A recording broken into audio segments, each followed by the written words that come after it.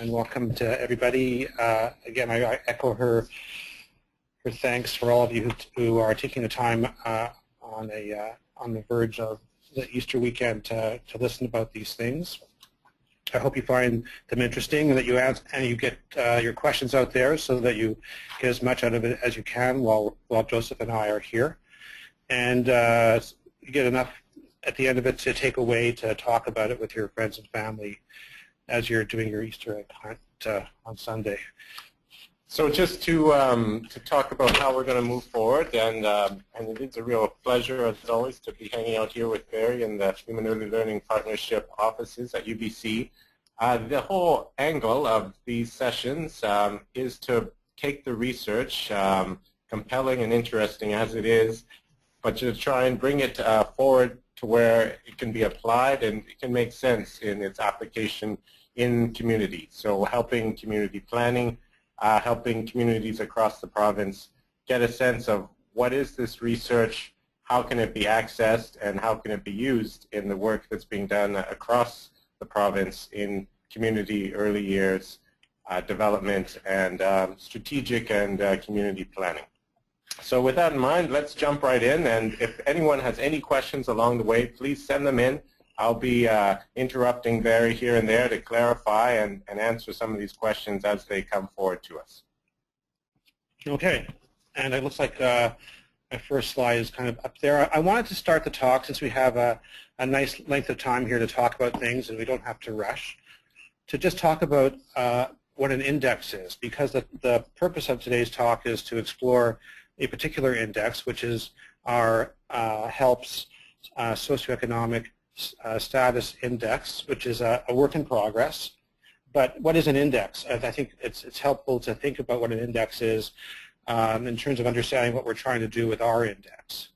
So as I've got up here, it's a way of trying to understand something about a phenomenon that is important to understand and also particularly multifaceted. So by multifaceted, I mean that you really can't talk about or measure something until you know all of the different parts of it and have some way of capturing something about as many of those parts as you can. And I'm going to go through a couple of examples of some other indices to give you a sense of that. I'm glad to hear that, Barry, because that was a pretty metaphysical start to the presentation, the phenomena that is so multifaceted, and I'm looking forward to you really getting us a bit more current with what are all these facets and how are they chosen along the way? Which are the ones that are deemed critical to the process? Yeah. Okay. So I'm gonna do that. But and thanks for too many big words at the start perhaps. But we often use an index for purposes of making comparisons across different geographies, both in terms of comparing one place with another, which we'll certainly be doing with our index, and also looking at one place as it changes over time. We all know that children's developmental health, as measured by the EDI, in all of your neighborhoods tends to change over time, and this is really an index that tries to get an idea of how different places are changing over time, not only in the index scores, in the EDI scores, but also in the socioeconomic aspects that are going on in those neighborhoods. So I'm going to talk about 3 examples of indices to kind of give you a sense of how they work. I'm going to talk about the cost of living index, which sometimes you might read about in the newspaper or online or here on the radio. It's basically a measure of how much it costs for people to pay for the things that they need, and how those costs are going up or down, usually up over time.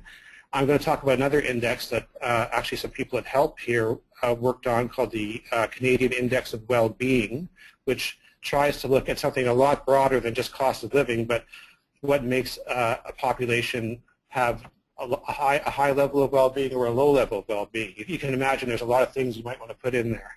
And then I'll finally get to our particular HELP index, which is looking at the social determinants of child development and trying to see how we can use that index both to understand how things happen around the province, but also to help people in individual communities understand why they get the EDI scores that they do.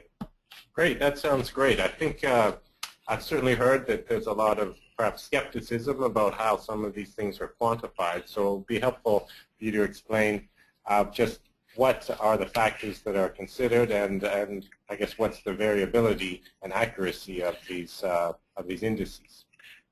Okay, great. Any questions so far? Okay, so I'm going to start with what's called the Consumer Price Index, which is how they measure cost of living. And I didn't realize it's all like this, but what they decided, the people who designed this index, was that in order to really understand how much it costs for families to live, they have to capture information about these 8 different types of things that cost money.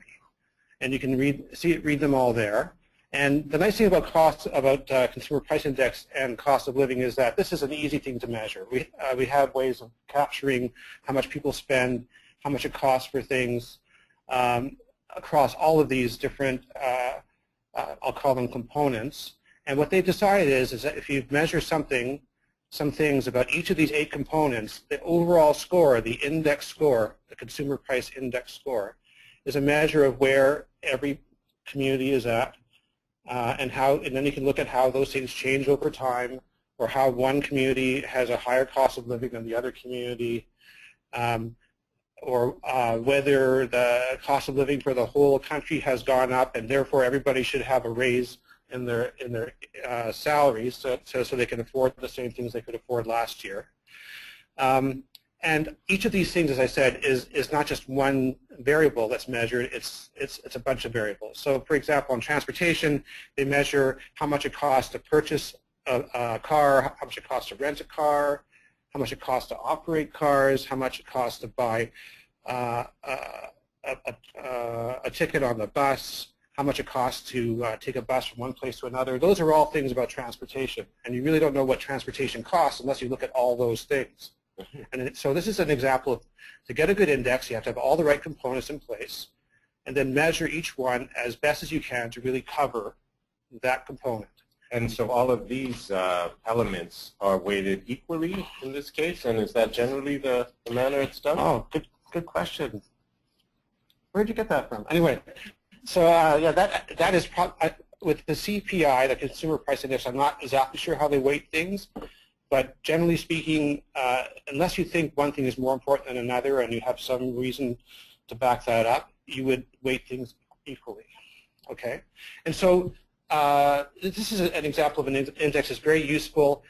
You might think of other things that aren't on the index, but I'm sure people considered them. But you want to make an index small enough that you're not measuring too many things, but you're still kind of capturing, in this case, how much it costs to live. Let's go to this next one, the Canadian Index of Well-Being, which is, obviously something that's a little harder to measure than how much things cost. And these are again, they have 8 components they decided on in terms of how to measure the well-being of every Canadian in the country, and so these are the 8 they came up with.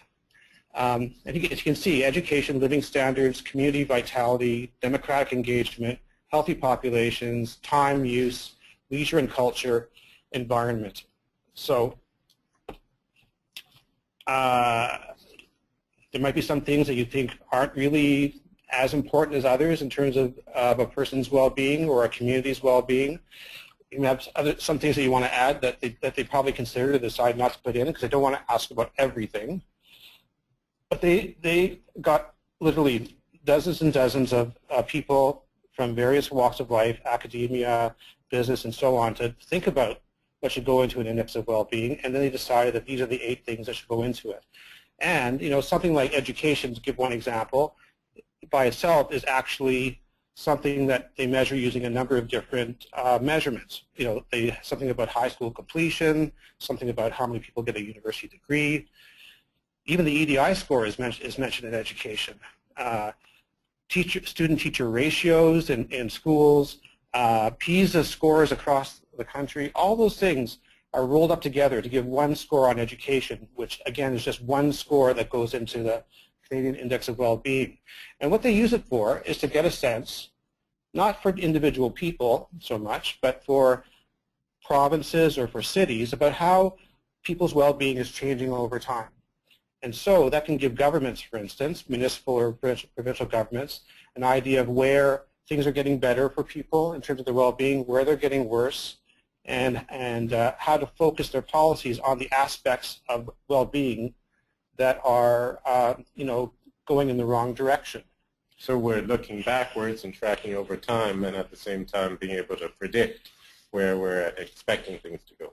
Yeah, exactly. And also you can use something like the Canadian Index of Well-Being to look at how well-being relates to other things, like what happens to the average well-being of Canadians when there's a recession, And so these are things that are really helpful to try to get an understanding of all the things that go into why people do what they do. Great. And so it's with that in that kind of framework that we're looking at an index relating to the social determinants of children's healthy development, and why we are creating an index called the HELP SES Index. So that's great. I think you've given us a good lesson in civic engagement. So let's move our focus on to the early years. Yeah. Okay. So I just want to, before I actually do that, I just want to, point out just a couple of things which kind of came out of what I already talked about. Indices are not perfect. It's always a matter of choosing what's in them and what's not in them. And sometimes you have things you want to get into an index. Like, for instance, for education, I know they looked at, for the well-being index, they looked at people's self-learning. But the trouble was there wasn't any good data on that, so they couldn't include it in that component. If they ever have good data on that, they might put that in. But sometimes you want to measure something that's just not available, or the data that you have are poor quality, or just not measured often enough to be able to be useful for an index. An index is really useful if you can kind of like track it with the same things over time, and you know that all the things that you're looking at are quality measurements. And as Joseph mentioned, sometimes the question is, how do you combine all those things into one index score? Do you weight them all equally? Those are, good questions, and an index score will depend on how you answer that question. But equal weighting is the most common way of doing that. I know they do that with the Canadian Index of Well-Being, and we do the same thing with our own index. And finally, one index score, hides a lot of detail about what goes into the index, and that kind of detail usually has to be available to really make the index work.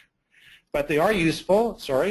One number does give you a way of looking in just one number what's happening to one place over time, or how to compare one place with another. Imagine when you're looking at just the EDI, for instance. Some of you may not know the EDI as well as others. In the EDI, we measure 5 different aspects of children's development at the neighborhood level, although it's measured on individual children. Something about their physical, their social, their emotional, their language cognitive, and their communication skills. Those are all the 5 ways in which we look at the EDI. They use the EDI to measure development. And we give like an overall vulnerability rate for that, as well as for the individual ones. Okay.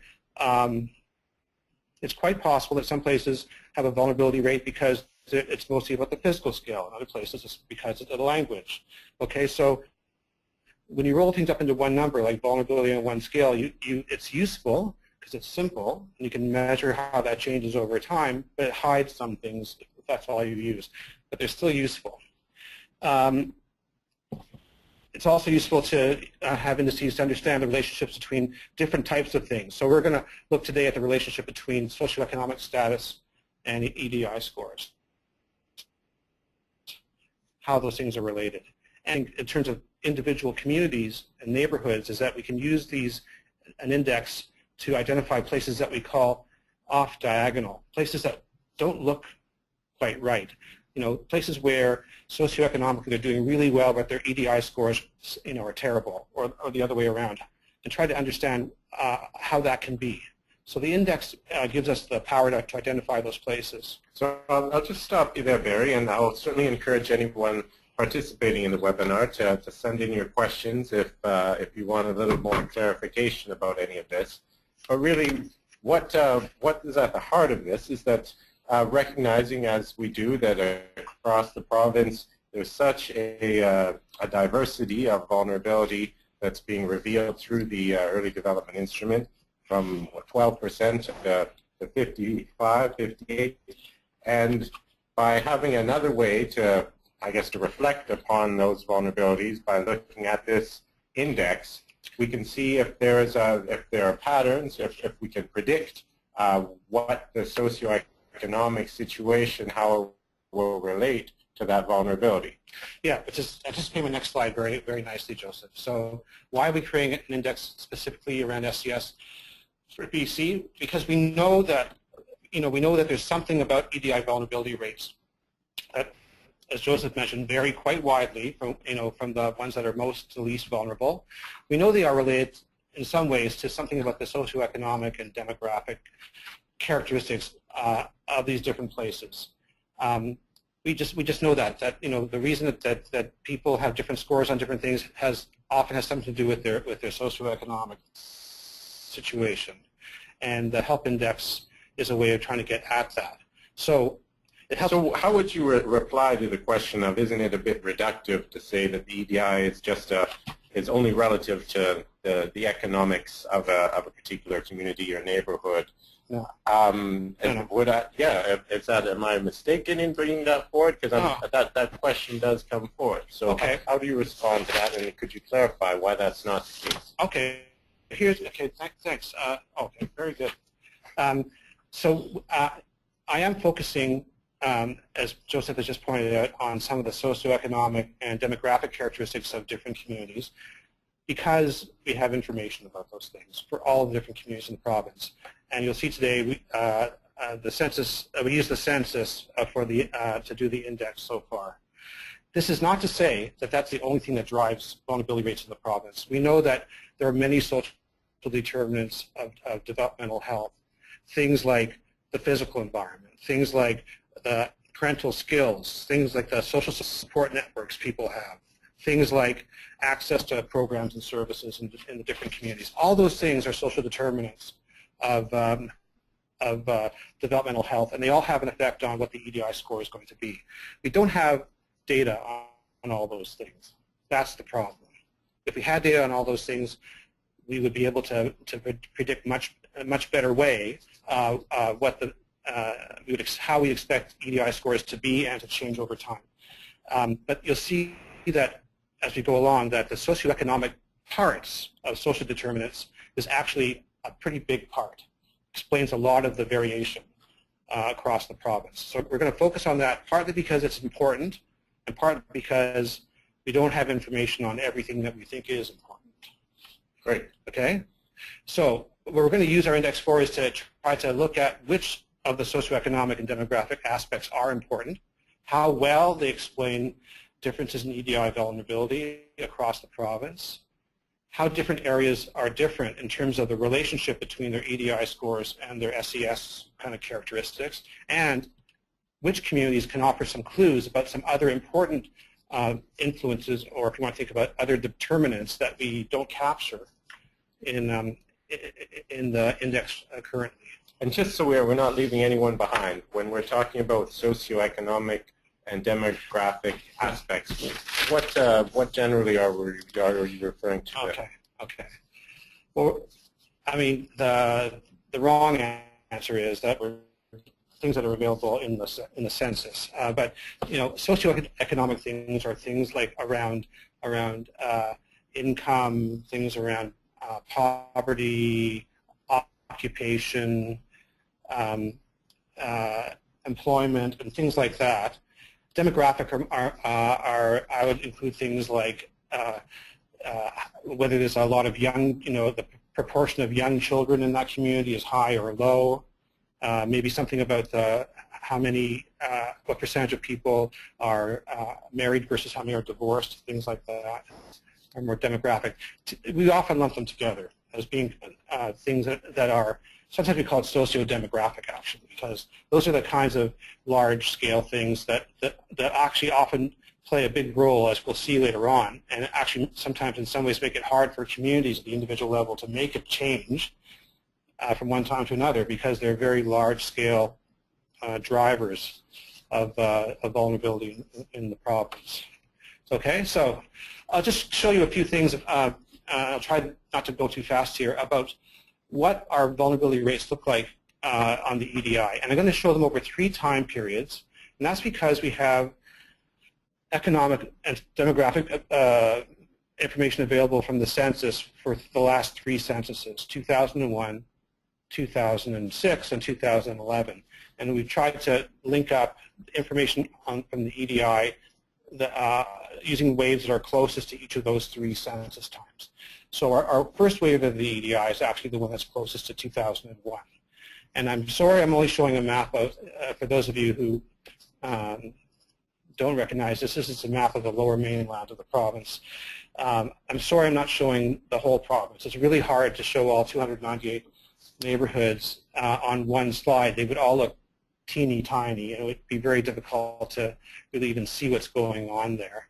And here we have like a big swath of the number of neighborhoods in the province in one area. So for those of you who live outside the lower mainland, my apologies. All this information is actually available on our website already about what the vulnerability rates are for every neighborhood in the province. Anyway, so the overall provincial vulnerability rate on 1 or more scales was 29.4% in the first wave. And I've used these colors here to designate 5 different classes or 5 different groupings of neighborhoods depending on how high or low their vulnerability rates were. The lightest ones are the ones that have the lowest rates, and the darkest ones are the ones that have the highest rates. So you can see we have communities, neighborhoods right across the scale from the lowest to the highest. And you can see some things, this is going back to 2001, you can see there's no names on this, but I can't use a pointer, I don't think. But can I? Oh, I can point. Oh, okay, thanks. Like this is the Vancouver here. Actually, yeah, and this is the west side of Vancouver. You can see that the west side of Vancouver is lighter than the east side of Vancouver. So in other words, there's more vulnerability here than there is here. This is something that probably won't come to much of a surprise to most people because socioeconomically this is a more well-off and affluent area than this area. You can see down in Richmond here, there's quite a lot of vulnerability, but again, kind of like an east to west movement, and and then we go all the way out to Langley here, and all the way out to Maple Ridge, and so on, all the way out here. So you can see how it varies quite a bit. I'm just showing this to you to give you an idea of what we're trying to use the index to try to relate to. We're trying to understand why are some of these places dark red and some of these places are very light brown, essentially. How much can our census variables help us with that? So I'm going to show you 2 more maps. One's going to be for the next 2 waves taken together, and then that's going to be we're going to use that because it's going to relate to the 2006 census. And then the 3rd map is going to be showing the vulnerability on the most recent 2 waves, 4 and 5 together, because those are the closest ones to the 2011 census. So have a look at how the colors change. That's the main thing. So here's 2001, wave 1. Here's waves 2 and 3. It stayed, the rate overall for the province didn't change very much. And then waves 4 and 5 together. The overall rate went up to 31.3%. I'm going to go back here just to show you. For instance, look at Richmond, for instance, which is down here. That's 2001. Things got better. 2006, around there, waves 2 and 3, and maybe even a little better in some places in 2011, or for waves 4 and 5 during that time around 2011. So this is just to explain what's going on here. This is showing that there's a significant change in the vulnerability in that area over this period of time. And so now we're going to be trying to see how that relates in terms of the vulnerability of children to other indicators in that socioeconomic and demographic realm that relate to that process over time. Yeah, what we'd like to see is a map where everybody is the same color and it's a nice light color where nobody is vulnerable or as few children as possible. But as Joseph mentioned, we have these differences from one place to another. Sometimes they kind of group together in some parts, more than one neighborhood. Sometimes they're off on their own. But what accounts for these patterns? What makes some places have higher vulnerability rates or lower. And what makes those things change over time the way they do? We're trying to understand that, trying to get at the social determinants of EDI, of children's vulnerability, using the information that we have available. And the SES Index is going to be part of that answer. Great. Okay? So yeah, when we're talking about determinants, we're thinking about the influences, the things that impact this portrait of the early years. Right. Right. So here's the thing. Let me see what my next slide is first before I say anything. Trouble is, in the census, we have like 3,000 different variables.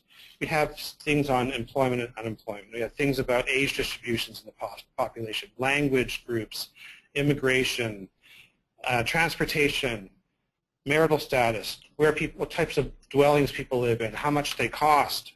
We have so many different things. We could look at these maps one by one and just try to understand the influences on EDI vulnerability one variable at a time. So here's one, for instance. Here's low income. Okay. Again, in this case, like it was before, the darker the colors are, the more low income, the higher the percentage of people of low income in those neighborhoods. So you see again that there's more people of low income, the higher percentage in the eastern side of Vancouver than on the western side. Well, UBC has a lot of students, has a lot of low income people. That's why it's so dark. And out here in the Fraser Valley, things are pretty rosy. Okay. And there, just to let you know, by the way, there's an equal number of neighborhoods, about 60 neighborhoods that are each of these colors in the province. Okay, so but I'm just showing you the lower mainland area. I think there's more tulips out there this time of year than roses. That's true. That's true. So yes. We do have a question just pertaining to some of our recent conversation about some neighborhoods are quite large. Can we really capture all that data accurately over the whole area? Does it really reflect that whole space? So as we can see, some of those sections are quite large in terms of the geography. Yeah. Okay. Well, thank you for the question. They look large because you can't see the line separating the neighborhoods. Like in Vancouver, we have I think about 23 neighborhoods, and so here, for instance, in this particular map on low income, this isn't just one area. This is probably about 10 or 12 neighborhoods that all happen to have the highest levels of people that are measured as having low income. Yeah. So yeah, basically, all neighborhoods have been created so that they have a certain minimum number of children of kindergarten age in them. But we try not to have neighborhoods that are too big or too small. And I hope that answers the question. Yeah, I think it always comes down to having that sample size that is significant enough in order to have accurate research values. Yeah, exactly. And like I said, we have about 300 neighborhoods in the whole province, and it would be great if it was all just one color, the good color. It would look like one big neighborhood, and then maybe we'd be all one big happy family. But right now we have differences that we're trying to figure out and make better. So just to show you what's happening, this is just one variable. So we could just look at one variable and see how it changes over time, which I'm going to show here. Percentage of the population that's low income. This is the percentage that are actually that are higher than the low income cutoff. There is an official measurement tool called the low income cutoff. So 16.1% in the whole province, but in the lower mainland, quite a bit of people who are much higher than that. But over time, it gets better in 2006, and then probably a little worse in 2011. So just to go through again, quite bad 2001, especially in the lower mainland. It may not be that way where you live in the province. Then it goes down from 16 down to 11.5% of the province, and a lot of people in the lower mainland getting better, and then getting worse again. So those of you who are old enough can think about what were happening during those times. I think part of it is that the big recession took place during that time. That's why low income got just a second. Yeah, it got worse again in 2011. After 2006, yeah, actually, economically speaking, things were pretty good in the mid like 2004, 5, 6, 7, and then it got worse again in 2008, 9, 10, 11. So. And so I know people would reflect on that and say there have been these significant changes economically, and yet if we relate this back to the EDI data, those haven't varied or swung as much as the economic data. Right, that's right. But you do see some of that patterns, that look similar to what we saw for the overall EDI. For instance, low income is less in the west side of Vancouver, more on the east side, and yeah, it is a bit mixed. But this is one theme that we can kind of see might be related or might be part of an index to try to understand the patterns on EDI vulnerability across the different neighborhoods. So poverty. So this is just one possibility. We're going to look into that because we have this information from the census. I'll just give, I don't want you to focus too much on this stuff. The main point I'm making here is that we could look at these things one variable at a time or one idea at a time, and we'd have to do this for 3,000 maps, which might take a long time to do. We're going to boil this down to one map that has the overall index score on the things that we found out were the most important. And actually turns out low income is one of them. Here's one on unemployment rate for males 15 and older. That is actually a census variable. And in the whole province in 2001, it was just under 10%. And again, the colors are as they were before, as we switched from green to orange, but the places that have the darkest color have the highest unemployment rate for males in that year. And you can see that there aren't too many places that are the really dark color.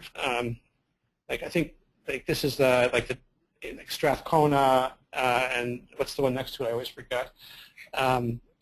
Where unemployment was particularly high, and other places out in the valley, unemployment quite low. And sorry? Well, just for those who aren't too familiar with looking at these maps, some people are inclined to say, well, how did these boundaries get decided? There's more people some places, there's more parkland other places. Just to give us that general idea about how these divisions happen here in the Lower Mainland and across the province. Okay, yeah. So, our crack mapping team at HELP went out originally, and we talked to different people who were involved with creating their own neighborhood boundaries across the province. We talked to them about which boundaries made sense for them.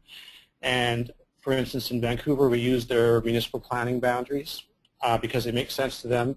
And it's a big enough place that there's lots of kids in every neighborhood. In other places, we asked people where the boundaries are, and we used their boundaries originally. And then a few years ago, maybe 3 years ago, we made the boundaries slightly different because some of the places had too few children in them, and so the results weren't as reliable as they used to be on the EDI. So basically, we try to make these neighborhoods something that is kind of locally understandable, but making sure that they're big enough that there's enough children in them to really understand what's going on with their developmental health. And then outside of the I guess in the rural areas. Yeah, they're bigger geographies, yeah. Just because of the numbers, really.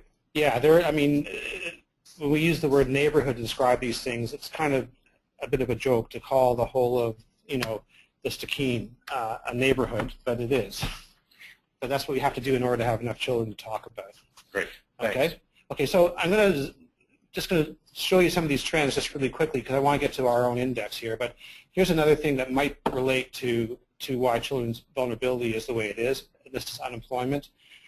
Over the 3 time periods, start off at 10%, and if you just look carefully and see how the colors change, in 2006 got a lot better, down to 6.4%. Hardly any place is dark anymore. And then in 2011, a lot more color. So this actually is what happened in the province in those 3 years. Things were getting better in the early 2000s. Then we hit the big recession, and things got worse economically, including the unemployment rate. And as you'll see later on, unemployment is one of the things that goes into our index because it helps to explain some of the patterns on the EDI. Okay, so what do we have to create the EDI index in terms of our raw materials? I've been mentioning some of this. We have census variables. We have about 3,000 different variables for each of 3 different time points that I've just been showing you. And we have a score essentially for every one of our about 300 neighborhoods in the province. And of course, on all those variables, they're called variables because they vary from one place to another. And so they can potentially, each one can potentially help us understand something about EDI vulnerability. But you don't want to do 3,000 maps, like I said. You want to find a way of combining them. So those variables, though, they're relative to each other. So when we're looking at these numbers, we're thinking of it in terms of a VC context, yeah. And there is, I guess, a mean, an average, and everything is relative to that middle point. That's right. So we're creating an index that kind of summarizes what's happening over all of the neighborhoods in the province, and so that we can compare one neighborhood with another. But you're right. The index is made to kind of understand the whole province as opposed to any one part of it. Okay. So we have the census variables. That's our SES and demographic part. It's 3,000 of them. We have, of course, our EDI vulnerability rates for each neighborhood, and we can match them up to those 3 time points for the census. I wish we had census for every year, but we don't. And we have some ideas about some general themes that we can try to apply to these different census variables. And in fact, when we originally looked at that, we came up with about 25 different themes, some of which I've already kind of mentioned. Things like dwelling costs or dwelling types, employment and unemployment, family structure, marital status, immigration and language, occupation and transportation, wealth and poverty. Occasionally they even asked about things like religion, but, which I'm not sure we would include anyway, but they don't ask every year, so we can't use it over time. Some variables are not asked every year. So we thought about all these general themes, and we asked ourselves, what do we have from the census on these themes? And then part of the idea is to take these 3,000 variables and to boil them down into a manageable number of themes. In this case, 25 or less. And so these different indicators are relative to those particular places. So the cost of living in Kelowna as opposed to Vancouver, yeah, would somehow be encompassed in the relativity of those different numbers? Yeah, so I think as I go through it, hopefully it'll become pretty clear about how it works. But just for now, just think of the idea that we have some themes we're working with that we think relate to developmental vulnerability, and we have our SES variables from the census for 3 time periods, and we have our EDI scores that we're going to use to try to relate vulnerability to SES. And those SES scores, they could be related to vulnerability across all those different types, or just individual vulnerability aspects? Man, Joseph, that's fantastic. That's really true, and I will explain this. That what we end up with in terms of choosing from amongst all those different variables are the ones that were important across all the different types of vulnerability as much as possible. Okay, so that's a good question. And we have our statistical software, which is what we rely on to try to create an index. And I'll give you a hopefully not too technical of an explanation of how we did that coming up in a second. Oh, there's a bird. Okay. This is for the ADHD people. There's a bird. Okay. Full of anticipation. I don't think this is actually a BC bird, but anyway, so how did we create the index? Well, we started off with those themes. Like I mentioned, some of them like unemployment or family structure or income, or all those different themes, and we looked at which variables we could fit into those themes. And then it's not using all 3,000 variables because there's some things they ask about in the census that we don't think relate to vulnerability. So we're using kind of a theoretical approach in the sense. So for every theme, we're trying to identify some census variables that go into that theme. And then what we want to do is figure out what are the potential components for the index. So for instance, when we thought that one theme was something about employment, unemployment, and labor force participation. We took all of those variables from the census, and some of them had to do with overall unemployment, or just for boys, or just for girls, for different ages, and we put them all together, and we did a statistical thing, okay?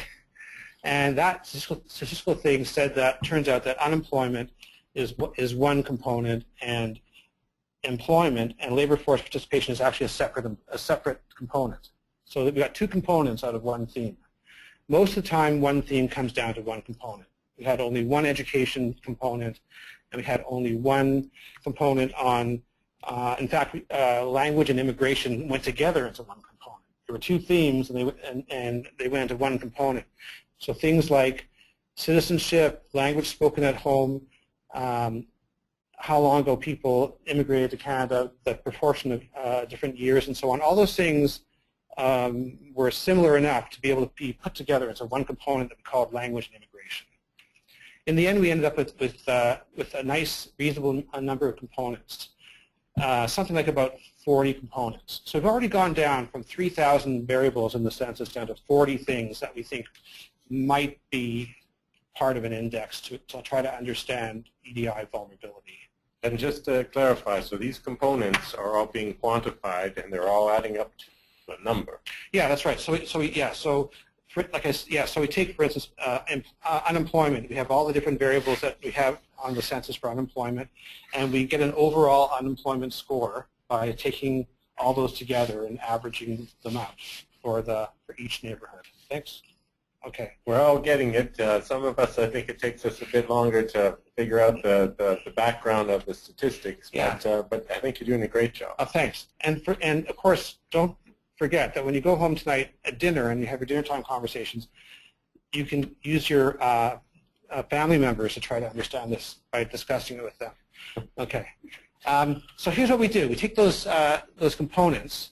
Like I said, we ended up out of 3,000 variables with about 25 themes and maybe about 40 components at the end, and we compare all those components to EDI vulnerability scores. And there's 6 different types of vulnerability, as Joseph mentioned. You know, physical, social, emotional, language, cognitive, and communication, and overall, one or more. So we looked at those components for each of those types of vulnerability, and we did a little thing called a regression analysis. That's the regression analysis right there. You want to see that again? There we go. That's a regression analysis. And for every one of those types of EDI vulnerability, we got a list of maybe between 3 and 6 different components that looked like they were important predictors of that type of EDI vulnerability. Okay? And then we looked at, there was a way of seeing how important each of those ones that came out were, and then we kind of add them together across all the different types of EDI vulnerability and come up with what our index components are. Ended up with 9 components, which you'll see in a second. And then we combine those components into one overall index score by, again, just adding them together and then essentially taking the average. You'll see later on, some places can have exactly the same index score but have very different pattern of components, right? Not surprising. Okay, and then we take that score. We did this originally for the 2001, the earliest time as our baseline, and then we applied the same index component variables for the next 2 time points, 2006, 2011, so we could do an index for 3 different times. So that'll let us see this change in that indices over that period of time, and we can relate that to the change in the vulnerability in that same portion. Yeah, it's great. Hang in there, everybody. We're getting to the good stuff. I know it's taking a little while to get there, 10 to 2. But so what are the components? I'm just going to put them here and then try to explain them quickly. Here. Some of them are interesting, and we use the data to try to understand these things. So what this means, what the arrows mean is like this. So unemployment, all the variables that were about unemployment stuck together as a component. That turned out to be an important part of the index. And what the downward red arrow means is, as unemployment increases, vulnerability goes down, gets worse. I mean, red means gets worse. So the more unemployment, the worse it is for kids' vulnerability. In other words, the higher the scores are. Right? So red going down means vulnerability gets worse, and green going up means vulnerability gets better. So if you have more poverty, worse vulnerability. That kind of makes sense. You have, it turns out that the higher the percentage of lone parents in a neighborhood, the more the vulnerability. The higher the shelter costs, these are like costs of renting or owning something, the higher, the better the vulnerability rates were. So I guess if we want to relate that to actual situations in those previous maps, if you're in a neighborhood where the houses cost more to live in, your chances of the vulnerability of the children there will be less vulnerability in those neighborhoods. Yeah, and you know what, and this is probably the most controversial part of the index, the shelter cost one, because certainly if you think in the context of the lower mainland, yes, you are living in places where there are more affluent areas, but for young families, the ones who have young children are going to struggle more to afford those places. But in terms of how it works out for children's vulnerability rates, it's where you live, not how much of a struggle it is, as it turns out from our data so far. And some might make the case that in those neighborhoods there's more access to services, there's less barriers to some of the supports that might really support those early years and service provision. Well, I'd say it's probably, we could say with like 99% confidence that if you live in a place that is more affluent, there probably are more, there's better access to services and so on. Those are things we can't measure, or else they probably would have ended up in this index too, right? That's part of the thing to remember. An index is only as good as what you have available to put into it. But things like shelter costs actually do represent a number of things besides just how much your house is worth, right? Okay. Education, not surprisingly, the more educated the population in your neighborhood, the better it is for kids. The more that you have, your neighborhood has, for instance, people whose first language is not English or who have come from somewhere else, with one exception, vulnerability is associated with worse vulnerability rates. Places which have a higher percentage of very young children, say children under 10, I think it was, are associated with better vulnerability rates. It came out as a strong predictor, one of the 9. And the last two are kind of a bit odd. In terms of language and immigration, there is one group or one variable where it is associated with vulnerability rates being better, and that's the percentage of second-generation Canadians that there are in the neighborhood. And finally, in terms of occupation, it turned out that the occupation did not end up making a nice, beautiful component out of all the different occupations. So we looked at them all individually, and as we've seen before, and it's not quite sure what it means, if you live in a place where there's lots of women who are working in the manufacturing sector, it's an issue of higher vulnerability rates. Interesting. It just came out that way. I think it has something to do with the combination of it being women working in relatively lower paying jobs and how that plays out for their children's developmental health. So these are all stuck together, equally weighted into one index score. And actually, I want to say one thing about it. This is not our final index. We have one other source that we have used before, and we're still waiting for that information to come. It's coming very shortly. It's information from another Stats Canada source. It's called filer data. It's data from that collected when people fill out their income tax forms, and it gives us some things that the census does not give us. For instance, much more detail about poverty and wealth, because obviously it's about an income tax form, right? So we know from some previous work we've done that poverty isn't one thing. There are different components of poverty. There's poverty that's associated only with lone female families. That's different than poverty that's associated with families where there are couples, but the woman is the only one working. That's a different kind of poverty. Wealth can have something to do with just overall wealth, or can have something to do with something about whether you have a lot of investments. It doesn't show up on income, but it's a source of wealth.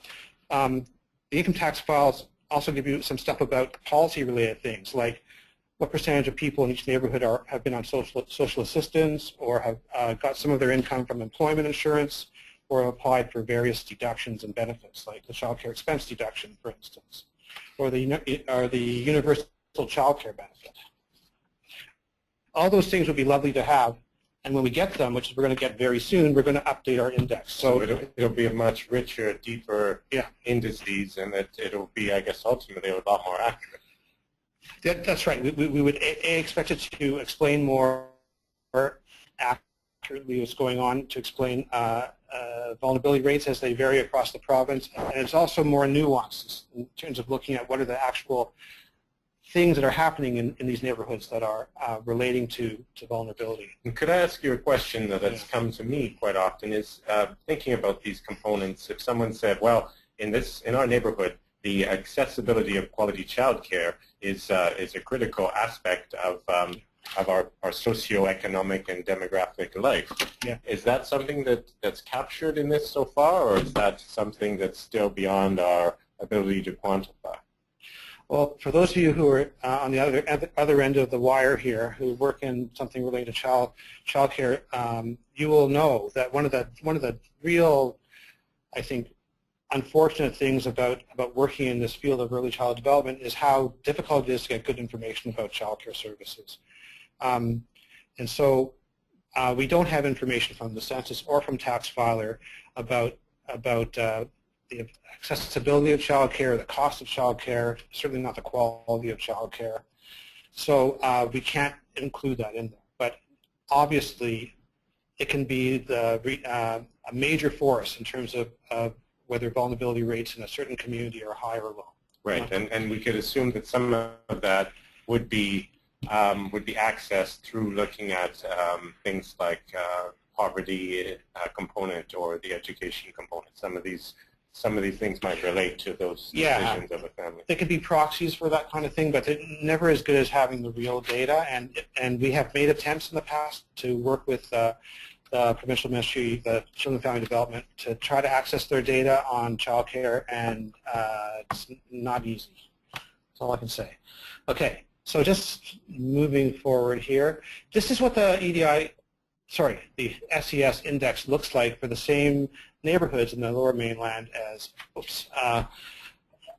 we've looked at before, a big swath of them. And what you'll see here is we set it arbitrarily to have an average score of 100. In terms of the SES on these 9 components, into one index for the whole province, the average province has a score of 100. And the colors here are like they are before. The lighter the color, the better. So the SES Index is, for instance, higher, obviously, in the west side of Vancouver than on the east side. Again, this is many neighborhoods here. This is a dozen neighborhoods or more.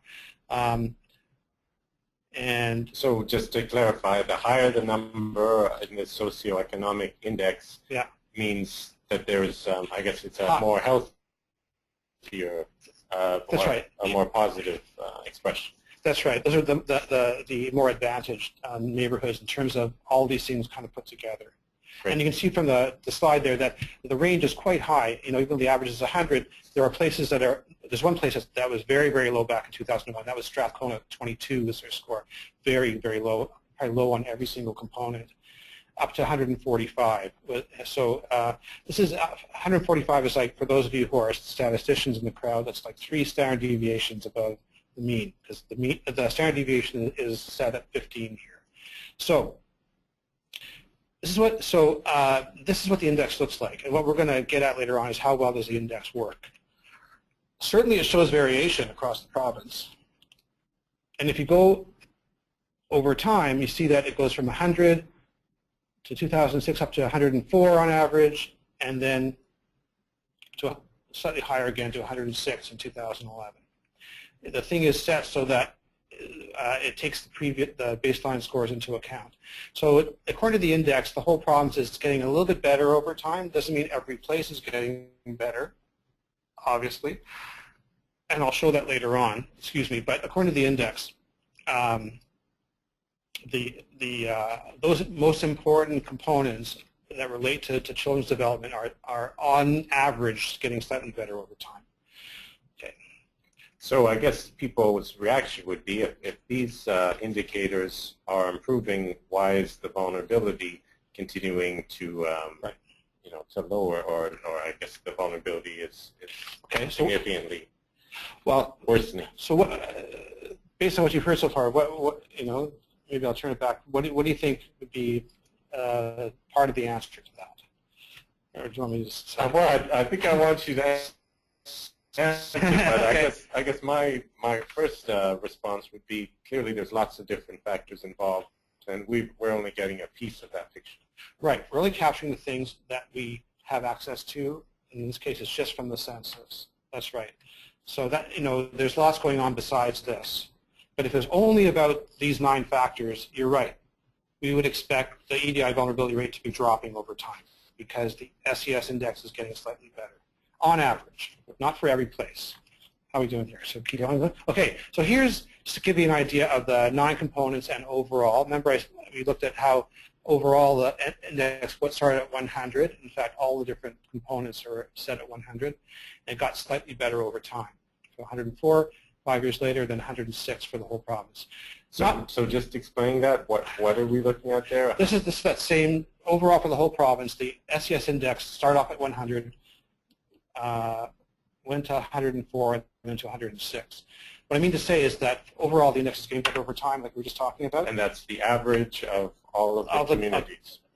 Yeah, all communities and all of the 9 components into one index score. Yeah. Index score is getting a little better. Things are getting better socioeconomically over time, according to the index, according to the things we have in the index now. Mm-hmm. And I have to say it is driven quite a bit by the shelter costs, which have increased a lot, especially in the Lower Mainland over this period of time. Anyway, but it's not true for every single part of the index. Some places bounce around, like unemployment, as we probably saw from the maps before, actually got a little bit better in 2006. Higher means better, and then it went back down again as we hit the recession. Poverty got a little better, and then it went back to where it started from. The percentage of lone parents as a factor stayed about the same all the way through, as you would expect maybe. Dwelling costs went up a lot over the 3 time periods. You see that? From 100 up to 130. And as you pointed out, that is seen as a positive factor in terms of lowering vulnerability. Right. But as a component of an index where everything is equally weighted, it actually maybe has a little more weighting than it really should have. Anyway, so education, nice, it's getting higher over time. There's more and more people who are better educated, 10 years, over a 10-year period. But some things have gone down. And again, just to save time, for instance, young population is going down consistently. What it means is the percentage of young people in the very young children in the province has tended to go down over this 10-year period. And since that's having more young children is associated with better outcomes, this is one thing that's actually going in the other direction. So just to reflect it in terms of actual terms, that might mean that a child in a neighborhood or on a street might have less opportunity to be socializing with other children if there are less children in that area. Well, it's one possibility, or it could be that if you live in a place with lots of very young children, then maybe you have more services dedicated to their well-being than you would in a place that had only a few such children. Great. There's all kinds of ways this can play out. That's helpful. Okay, and just to show you, I won't take forever because there's a million numbers here, and I know it's hard to know where to focus, but here I picked 3 neighborhoods in BC that all started off with a score of 100, and so in that sense they're all very average neighborhoods, 100 being the average for the neighborhood. West Kelowna, Sapperton, which is a neighborhood in New Westminster, and Houston, which I believe is in the north, right? Yeah. Mm-hmm. And so even though each of them has a score of 100 in 2001, their pattern of what goes into their index score is quite different. It doesn't mean that they're all face the same issues in terms of what drives their children's development. So for instance, Sapperton is doing well on unemployment. Their unemployment rate is lower than the average because 150 means better than 100. Whereas in the other 2 places, unemployment is higher than the provincial average. A place like like lone parents. There's a higher percentage of lone parents in Sapperton than the other 2 places. West Kelowna is not always the same as Houston. In West Kelowna, there's an average percentage of women in manufacturing jobs compared to the provincial average, but there's a score of 78 in Houston, which means that there's actually more women in manufacturing jobs there. Okay. So patterns can be different. Also, even though we saw the the SES index go up from 100 to 104 to 106, doesn't mean that every place went up over time. So for instance, just to make a couple of points here, Fort St. James and Kitimat are two places where the actual index score tend to go down over time. So in that case, things are getting a little worse in those parts of the province, whereas in a place like Oak Ridge, which is the third from the bottom, they've been getting better. It's gone from 104 to 121. So even though overall in the province we see a trend towards better scores a little bit, it depends on where you live. And we can certainly see these regions. And the nice thing is, and I'll say this now, is that once we bring the tax filer data into this and redo all the numbers, this will eventually be on our website, and everyone can go to their website and look at their particular community and see all these things. And that's certainly an important piece of our discussion, is how can this be applied in terms of your community or regional early years planning, is to be able to both consider these indices over different periods of time. There will be support from HELP to relate these to your vulnerability, vulnerability numbers and data as well.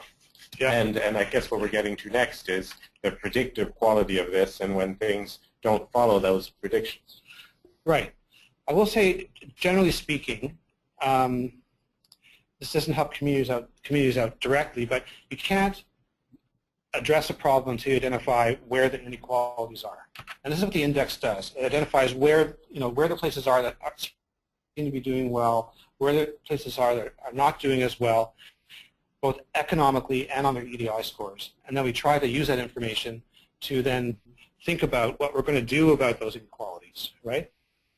So just having this information is like what would you call it? I'm sorry, it's just kind of like the glue you need in order to hold it all together. And then you can start to think about things like interventions or evaluating services or whatever. You can't do it until you know where you stand. And I think, as you pointed out earlier, by revealing these dynamics and these components, yeah, it often is a starting point to dig a little bit deeper in a neighborhood or in a community to see what exactly is going on. But this is certainly a good starting point. Yeah, and so we have some general questions about read the province or how the province is doing over time. We have some things that can apply at the individual community level. And so I'll use the last few minutes here to deal with that. First, just want to show that the index works really well. If we take the index scores for all of the communities and divide the communities up into the ones that have the lowest 60 scores on the index, then because there's 300, so 300 times 5 is 300 is like 60 times 5, right? So there's 60 neighborhoods. You take the 60 lowest, the next 60 lowest, and we go up to the highest 60 in terms of their score on the SES Index, and we look at what their vulnerability rates on EDI for one or more scales. You can see that the places that have the lowest index score, that's on the left, have the highest vulnerability rate, 40.3% on average for those 60 neighborhoods. And so as you go from the lowest SES index to the highest SES index, you essentially reduce the vulnerability rates in those neighborhoods by half of what it is. So it really shows that the index is doing what it's supposed to do. And there's a direct relationship there. That's right. And one of the things that interests us, for instance, is that particular gradient. We call it a gradient. Does it show up the same place everywhere? Is it true for small places, big places, cities, towns? We can ask those kind of questions because if it turns out that the gradient is the biggest, the higher the gradient or the steeper the gradient, the more you have a problem, right? Because what we want ideally is to have a flat gradient. So right? We're talking about disparity across. That's right, the inequality. That's right. So we want this to go away as much as possible. So we want to focus on the places where it's worst. And this will help us do that. I did one little thing which I won't even go into here, but I looked at divide the province into 3 groups, depending on where they are on what we're developing called a remoteness index, which is how far away on average people are away from important services. And you can see that there isn't a big difference in terms of the steepness of the gradients, but we're still looking. Okay. Another way, just to look at how well the index works, is to look at how much of the variation in the EDI vulnerability we actually account for. Our index, if you look at all the 298 neighborhoods, that one score for each neighborhood predicts 45% of the variation across the whole province in terms of vulnerability on one or more scales. Almost half. That's pretty good. Means that there's still 55% that we can't account for, but we don't have the data to help us understand that. For individual scales, they're lower, particularly for social competence and emotional maturity. If you think about it, what are the things that drive neighborhood level social competence and emotional maturity? It's probably things not so much related to their socioeconomic status, but more about the social connections and the neighborhood connections and so on, right? The relational geography. Yeah, which we don't, unfortunately, have data for. Right. Although we did a little study once, and we did actually show that we can predict things a lot better if we do know those things, those kind of social capital variables. Anyway, and this is just showing you that also how well we can account for vulnerability depends on where you are in the province. The least remote places, like the Lower Mainland, we can actually predict or account for over half of the variation in vulnerability, whereas we can only account for a quarter of the variation in the most remote places. So it gives some clues that interest us as researchers about those things. Okay, and I think I'm just going to leave that here and just go to the off-diagonal neighborhoods, because this is the one where we can really. Yeah, so you've mentioned this term a few times now, this statistical term, I'm sure, off-diagonal. Just to explain to us what we're talking about, we can see there's a diagonal and there's things that are right on that line and there's things that are off. And what puts them there and what is that telling us? Okay. Well, so we're using this index as kind of like our way, if we didn't know what the vulnerability rate was for a neighborhood, we could estimate what it would be by knowing the 9 components that go into the index. If we knew that, we could make a prediction about what the vulnerability rate should be. Okay? Now, the thing is we do know the vulnerability rates, so we can actually compare what we predict it would be based on the index versus what it actually is. So this is our prediction of. So in a way, it's testing the accuracy both of the two different forms we have of looking at this information. That's right, and also in this case, we're going to identify particular neighborhoods that we call off-diagonal, the ones that are the oddball neighborhoods that don't where the prediction doesn't work very well at all. And I'll show you a couple of examples. So this line here down the middle is the place where you get exactly these places that fall right on the line here. These are neighborhoods. Each dot is a neighborhood in 2001 for wave 1, I think. And each one that's right on the line is one where the predicted vulnerability rate and the actual vulnerability rates are almost exactly the same. So the model or the index works very well. The farther away you get from the line, these dots are the ones that, to give an example of the one right here, its actual vulnerability rate is about 45%. 0.45. Its predicted vulnerability rate is more like 20%. So, twice as many kids are vulnerable as you would have predicted from the index. That is an off-diagonal neighborhood. And these neighborhoods are interesting because you can go into them and start to look at what is it that makes them off-diagonal. What are the things we're not measuring that are really playing a major role, or the most important factors in this case, making a place worse than it should be? So in short, the socioeconomic status index and those components aren't revealing to us an accurate portrait of what is affecting that vulnerability. Yeah. Most places are fairly close to the line, and the fact that we see this kind of like that the dots aren't all over the map means we are predicting to some degree. In fact, it's a pretty good correlation here if you want to think this is a correlation plot. But there are a few places that are off the line, and those are the places that we're going to focus on for the last bit. So here's an example of one that's better than predicted. Sapperton. That's in New Westminster. I'll just show you. So in 2001, its index score, just going to the bottom there, was 100. That means it's like a very average neighborhood. When you add up all those 9 components, on average, they are right in the middle of the province, okay? And their actual vulnerability rate was 16.4%. But according to the index, it really should be 29%. So something is going on in Sapperton that makes the children there be less vulnerable than you would have thought based on those 9 components. And what's nice is that in the province now, we can use things like this to try to focus on certain neighborhoods that are off-diagonal. Here, this one's better than predicted, to do some intensive work. And there are a number of place-based programs already happening around the province that try to go deeper into what are the kind of things that we haven't measured so far that really do play an important role in the vulnerability rates of their children. United Way has some that one project with 2 neighborhoods, and then there's one that we're doing in the Kootenays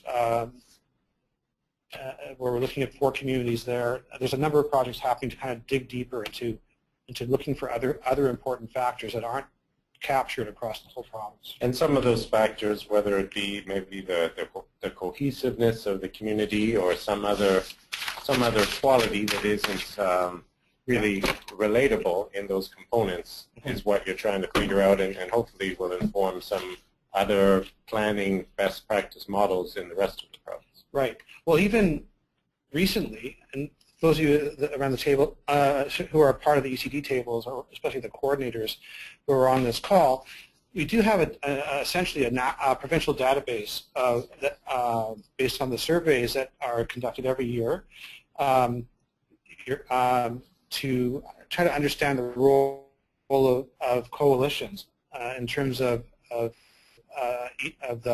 EDI vulnerability rates. So we're going to eventually try to incorporate that kind of information into our SES Index. Something about, first have to figure out what are the most important parts about coalitions do to capture from these, and have every single neighborhood in the province. So it's not like we can do a coalition, coalition process score for every single neighborhood, but we can do something. And so just to clarify what Barry was referring to there, that in communities across the province where there is, I guess, facilitated and very well coordinated coalitions, services are hopefully reaching and providing accessible services and finding the priorities of that community. And through that planning process, we're certainly assuming that's affecting a better quality of service and support in the early years. And this could be one of those hidden components that is affecting this unexpected and unpredicted lowering of vulnerability. Right. It also could just be something that figures into every community as being an important factor to put into an index if we have data for every community. So just to show you that for Sapperton here, no matter what year you look at, their vulnerability rates, or actual vulnerability rates, even though they tend to go up over time, as you can see from 16 to 19 to 21, are always lower than you would predict them to be based on their index score. So we call this an off-diagonal neighborhood that's better than predicted, because essentially over time they've consistently been off that kind of line on the graph. Arrow Lakes is another one, just to show you. It's a place here that, again, compared to the whole province, is probably socioeconomically a little on the low side. So that's why their their predicted vulnerability rates are a bit higher, because they have a disparities, but they're more like around the low 20s or even under 20. So there's something going on in Arrow Lakes, in School District 10, which is in the Kootenays, I think, right? Yeah, that is worth exploring. Okay, there are places that are unfortunately worse than predicted. One is Mount Pleasant, a place where the index has been going up strongly, probably partly because of the housing prices, but their scores of their vulnerability rates have always been very high, always higher than you would predict them to be. So again, this is a place you can go and try to understand what's going on. It actually looks like they're starting to get to the point maybe next time where they won't be off diagonal anymore, because the difference is getting a little bit less every time.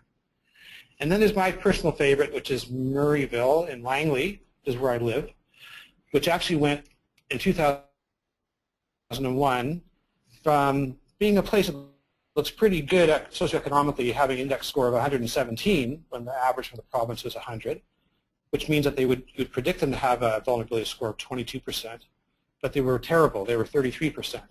But 5 years later, they dropped it down to 11.3%, and then down to 12.8%, much better than you would predict from where they are socioeconomically. So this is a place that went from worse in 2001 to better. Just kind of, you know, I don't know, coincidentally, I moved to Murrayville in 2004, but I'm not sure if that's the reason. So. Well, perhaps you've been making these presentations there on a regular basis and people are starting to believe you. Maybe. And here's the opposite, a place that started off better than you would predict. This is Hastings Sunrise. It's on the east side of Vancouver. It started off 2001 having a rate quite a bit less than you would predict from their fairly low index score, but the rates have jumped up in the last couple of and now they're worse than you would predict. Again, these are patterns where you should go in there and have a look and see what's going on. It'll help us understand the whole province. It's not that these things happen by accident. There are reasons for these things. We just don't know what they are. We don't have the data for them. We need to go and get those data. And so for people participating around the province, if they're saying in my community, if I'm in Merritt, and I'd like to take a look at this information, how do they go about that, and yeah, what's the support available through the Human Early Learning Partnership? Yeah, so as I mentioned before, once we get the tax filer information, which will provide a lot more detail on the kind of income and policy-related aspects of people's neighborhoods scores, and redo the index, which should happen sometime before the summer, we will then have essentially for every neighborhood in the province, we'll have for 3 time points, we'll have what their index score is over time, along with what their EDI scores over time, what their predicted vulnerability rates would be and what their actual ones are, and whether they're off diagonal or not.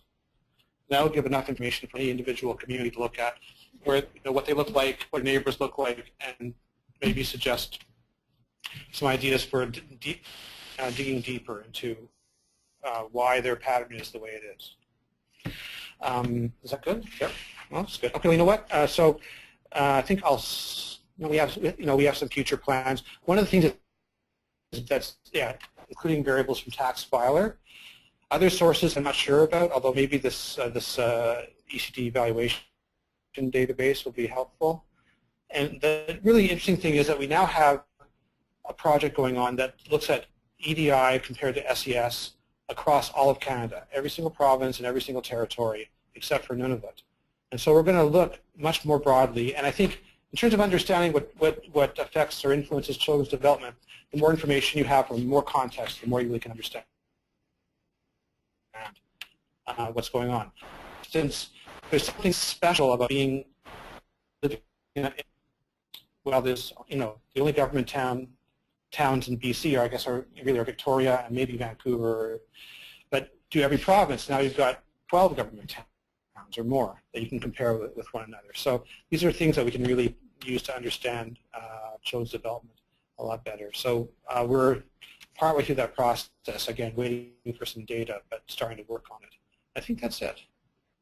Oh, we don't want those. Okay, here we go. That's it. I'm not sure these are ones I was going to show. There we are. Thank you. So we've got some time for some questions before we wrap things up today. I think both Barry and I appreciate that we've covered a lot of material here, and oh my God, whether on a statistical level or how that relates to the community planning level. Some questions that have come in. First one we'll talk about just around data. There are questions about whether those sources of data that you mentioned, getting them from the Ministry of Children and Family Development, whether those are going to be included along with this tax filer range of components that you mentioned. As well, another question regarding data, whether the changes around the long-term census are going to affect the accuracy and meaningfulness of this research. Oh, fabulous questions. Wow. And by the way, if you don't get to all of your questions today, I will respond to people by email, so I can't get to them all. On the question of information about childcare, you know, we MCFD is one of our sponsoring organizations here at HELP, and so we're in contact with them all the time. We haven't asked them lately for childcare information. I think maybe it's a good reminder to try to incorporate that if we can. It's information that is somewhat political to make, and that's why if you go to their websites, you often can't find some of the things you want to be able to find. Things like, for instance, around childcare fees across the province. I don't believe there's any place you can go to get childcare fees across the province because it's political to some degree. So we make ongoing efforts to try to get that, and I think we have to redouble those efforts because I think childcare services is something that we have identified as an important variable where we may be able to get some data across the province. As for the 2001 census, which the questioner is quite right, they switched to a voluntary survey in 2011. They have the short form census, which is required, mandatory, but the other one was voluntary, which is most of the questions. And in fact, the percentage of people responding to a lot of those questions was quite low in some places. I would say across our neighborhoods in the province, on average, there's more than 25% of people who could have responded in each neighborhood who didn't, where it would be more like 5% if it was a census. So that definitely makes some of those data points a little less solid than they would be in the past. At HELP here, we've had lots of discussions about them, and there is no other source of information that we can use like that, so we've decided to use those data, and when we actually report them on our website, we have a bunch of variables that people can look up for every neighborhood. I think we do have a bit of a caveat there on that website page saying that 2011 data are not as reliable as in previous years. And the trouble is, not only are they unreliable potentially, but we don't know in which direction they may be biased. So we use them, we hold our noses and we use them, and we hope that there'll be a 2016 census that isn't voluntary. Okay, great. Another question, and this one is I guess going a little bit deeper into the population movement, and we talked about the fluidity of neighborhoods and of communities, and the changing dynamics of them, whether it's socioeconomic or otherwise. And the question here is about the impact of that population movement. So when in a municipal area where there's more development, maybe the zoning has changed, and so there's more density, perhaps a high-rise instead of a neighborhood of houses, or if there's a real flood of particular immigration into that neighborhood, the cost of living is changing dramatically. And those critical differences, how are those being reflected in those SES Socioeconomic Status Index numbers and relating back to the EDI vulnerability? Yeah, okay. I guess that's kind of what you're getting at in terms of the changing, that these shifting scores are reflecting those shifting realities in a particular place. Yeah, I think on one hand we do capture the changing character of neighborhoods because we look over time. In this case, every census we capture these things. That's the good news. So every neighborhood we do take 3 snapshots now, and we'll do future snapshots as well. But it's only every 5 years, and a lot can happen in 5 years. So we draw straight lines between those years when there could be something quite different happening in the middle there. And unfortunately, unless we have access to data that's more frequent, which I don't think we do, then that's the best that we can do, I think, as far as that goes. Yeah. Okay. Yeah. We've got a few more minutes left, so if you do have questions, keep sending them in. We do have another thought here, or I guess a curiosity about if we're trying to focus our attention in our early years planning on Aboriginal and First Nation families and children, how is that being revealed specifically, or if not, how is that being included in this work and in the both the indices and their relationship back to the EDI vulnerability data? Yeah. Okay. Well, good question. So I guess in general, it's rolled up in terms of that information that's contained in the EDI represents the entire community with Aboriginal children as part of it. Yeah. Well, we'll say that certainly one of the things they do collect in the census is the percentage of people in each neighborhood who either identify as Aboriginal or have Aboriginal ancestry. But really, it's not a very useful variable in terms of what we're trying to do because if what a neighborhood's vulnerability rate is, it has to do with all these other things. The level of income, the employment, age structure, housing, all those things, which I think we capture just fine, and people will know in each community whether that's a community that, for instance, is largely made of Aboriginal children or not, and it can kind of just focus on the things that are actually potentially modifiable, and not, so we don't focus on variables about Aboriginal people or children specifically. We just look at the same variables that we do for everybody else, essentially. Yeah. I think we're in constant discussions with our Aboriginal Steering Committee about how best to make use of the data that we do have, and we really rely on their advice and counsel in terms of how best to work with the data we have, and that's part of, we keep them apprised of all the things we're doing, including this kind of stuff, and I'm sure they'll have, this is relatively new, just in the last few months, and it's still in process, so they will have a chance to give us some advice on those things. Okay, thanks for that, Barry. As we're getting to our close here, and you had started off by commenting on how a lot of these indices are sometimes beyond the scope of a community's change, whether it's something as broad as poverty or something that can't be controlled like employment. Do you see, as community planners and community development coordinators, a place to work with this type of research as they move forward, whether it's in terms of advocacy for the government to address the significance, the influence of these larger socioeconomic factors on the healthy development of children?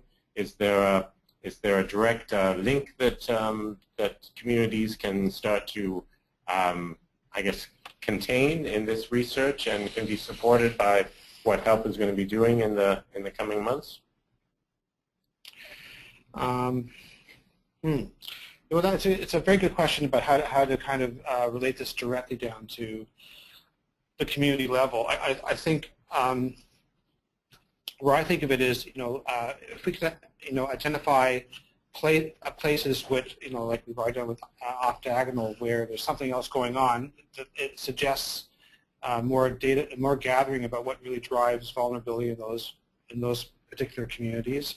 I think even though we're talking about sort of big ticket socioeconomic things like unemployment or lone parenthood or age structure, which you really can't change very much, you can still think about, for instance, how to react to those things. If you're in a place that has a certain age structure, you can try to build services and programs that kind of match where the ages are of the children. So there are some things you can do on the ground to try to piggyback, in a sense, on some of those larger trends.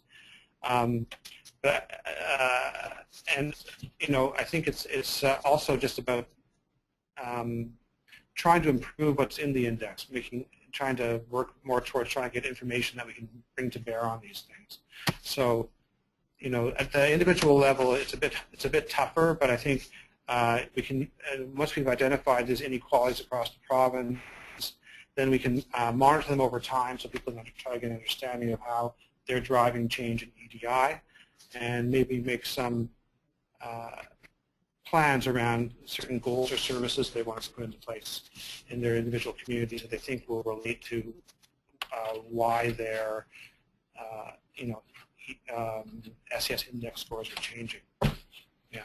Well, thanks. I know I'll put you on the spot there, Barry, but it's a big question, and I think as we're wrapping up, and before I turn it over to Amy here, I just wanted us to recognize that there's lots of work here going on, and that, as we heard from Barry, there'll be more, I guess, research available in the coming months as these different pieces are put together in strengthening the, I guess, the significance and the ultimately confirming the validity of this indices and how it works with those off-diagonal predictions. Yeah. I think what's perhaps left is to thank you, Barry, for really giving us your thoughtfulness about this topic through a lot of different questions and covering a tremendous amount of material. And I think it's important to know that people can continue to follow up with you about particular questions, anything they might have any confusion around, and really wondering how this is going to work across the province in their communities and in community planning. Okay, well, thanks also, Joseph, for asking those great questions and for bringing it, making it real, I guess, right? So thanks very much, and I hope everybody has a wonderful long weekend.